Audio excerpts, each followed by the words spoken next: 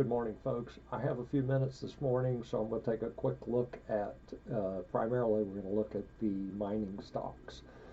Here we have gold in the daily time frame. We can see that price has pushed decisively back above that 1850. Would have suspected there would have been some resistance there, but price sliced right through it, no problem. Bumping into our 50-day moving average at this point. That will be our next indication of strength in this move. Is price able to cut through, or does it need to bump sideways, maybe pull back to 1850, give it time to gather some energy for the next push higher. Positive note, we can see that MACD is clearly on a buy signal. Stochastics energy is elevated and heading higher, so gold is looking good. This is gold again in the daily time frame, and I just want to simplify this chart, make the point that the last time gold tested its 200-day moving average, this is back in March of this year, 2020, we got a $625 rally after that point. And so, you know, here we are again. We've got the price of gold testing its 200-day moving average and moving solidly off of that level. And so, you know, 6.25 from there gives us, I think it's 23.90 as a price target. So just something to keep in mind, big picture. Silver is performing well this week, and of course we expect that in light of what gold is doing. That's a nice looking candle yesterday. You know, long tail suggestive of bottoming, and of course today we've opened higher and moving higher than yesterday's close. Energy based on stochastics, high and rising. MACD, we're on a buy signal. Looking good there in silver. And again, as a sign of strength, silver so far has not had to revisit its 200-day moving average in this correction, and there's nothing that says it has to. So, but I see that as a sign that silver is strong. This is GDXJ. This is my favorite proxy for the mining stocks, and so a couple of points I want to make here. If we look at volume, there's several things. So as price was moving downward, you know, this is we're coming on to 4 months of price correction in the mining stocks.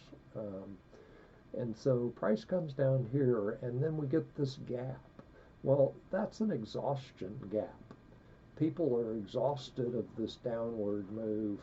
They're going to throw their shares into the market.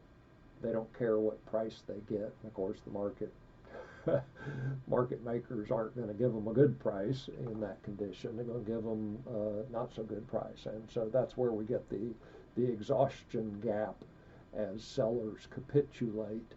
And and we can see it in volume. That's I want to show the rising volume, and then the spike in volume as sellers capitulate into the bottom. And of course, the bottoming is right along the 200-day moving average. As price moves sideways, volume drops, and that's of course what we expect to see in a price correction. Price correction in an uptrend, we want to see volume decline. And then after we've done this bottoming along the 200-day moving average, we see volume rising again, and of course price rises with it, and price tends to rise in the direction of the trend.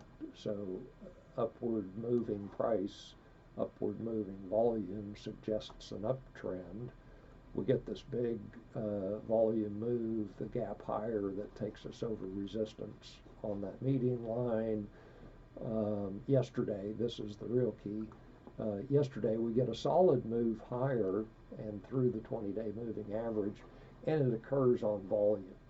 And so that's what we want to make note of, is that that move yesterday occurred on volume, MACD on a buy signal, energy elevated, same picture in GDX, good volume on yesterday's move, clear break above the 20-day moving average, and continuing higher today, MACD on a buy signal. SIL, you know, that's almost the same as GDXJ with that downward sloping channel during this correction.